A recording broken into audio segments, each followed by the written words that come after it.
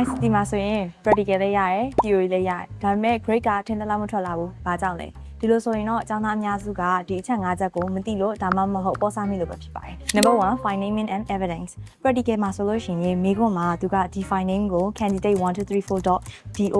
လို့ထည့်ခိုင်းနေဆိုလို့ရှိရင် finding ကိုဒီပုံစံတိုင်းထည့်ရမှာပေါ့နော်စလုံးကြီးသေးကစားမှန်ရပါမယ်တကယ်လို့မှားတယ်ဆိုလို့ရှိရင်စာမှုဝဲစစ်တဲ့လူကကိုယ့်ရဲ့ file ကိုဝင်အောင်ကြည့်မှာမဟုတ်ဘူးပေါ့နော်အဲ့တော့0ပါနောက်တစ်ခုက evidence ဆိုလို့ရှိရင်သူတို့ရိုက်ခိုင်းထားတဲ့ပုံစံကိုတိတိကျကျတိကျရိုက်ပြီးသွားတော့မှ evidence file ထဲမှာတည်တံ့ထည့်ပေးရပါမယ် Number 2က formatting margin တွေမမှန်ဘူးfont size တွေလည်းမှားတယ်ဘူး intelligent တွေကိုလည်းမလိုဘဲနဲ့တုံးထားရတဲ့အခါကြီး formula မှားတယ် header footer တွေကိုတိကျမချစ်ဘူးဆိုလို့ရှိရင်လည်းအမှတ်တွေကမလိုအပ်ဘဲနဲ့ညော့နိုင်ပါတယ်အဲ့တော့အဓိကလုပ်ရမယ့်ဟာကကိုလောက်ထားတဲ့ file တွေကိုတေချာပြန်ပြီးတော့မှစစ်ပါမိခွန်းတွေကိုပြန်ပြီးတော့မှတေချာပြန်ဖတ်ပေးပါပေါ့နော် Number 3မိခွန်းတေချာမဖတ်ခြင်းကိုကနေပြီးတော့မှမိခွန်းတေချာမဖတ်ဘူးဆိုလို့ရှိရင်သူမိထားတဲ့မိခွန်းကဘာကိုလဲဆိုတာကိုမှားနိုင်တယ်ပေါ့နော်ဥပမာဆိုလို့ရှိရင် describe နဲ့ explain ဆိုတာကကြတော့မတူဘူးပေါ့နော် describe ကကြတော့ဒီဥစ္စာကိုဖော်ပြပေးရမှာexplain ဆိုလို့ရှိရင်ဒီဟာကဘာလို့ဖြစ်တာလဲဘာကြောင့်ဖြစ်တာလဲဆိုတဲ့ဟာကိုအစအဆုံး explain လုပ်ပေးရမှာပေါ့နော်ဒီအခါမှာចောင်းသားအများစုကနေပြီးတော့မှ explain ဆိုရင် describe လုပ်လိုက်တာ describe လို့ဆိုရင် explain လုပ်ခဲ့တာမျိုးရှိရပေါ့နော်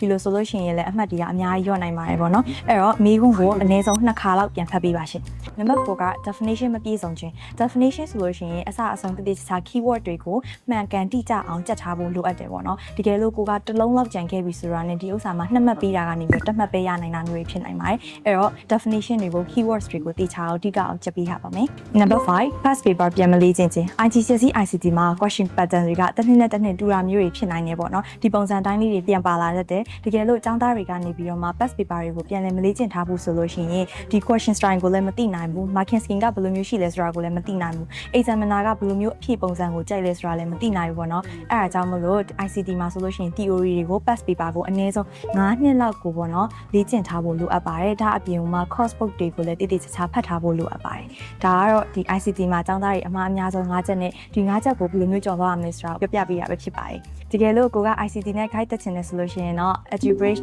Tutoring Online Center မှာလာပြီးတော့မှတက်ရောက်လို့ရပါတယ်ရှင်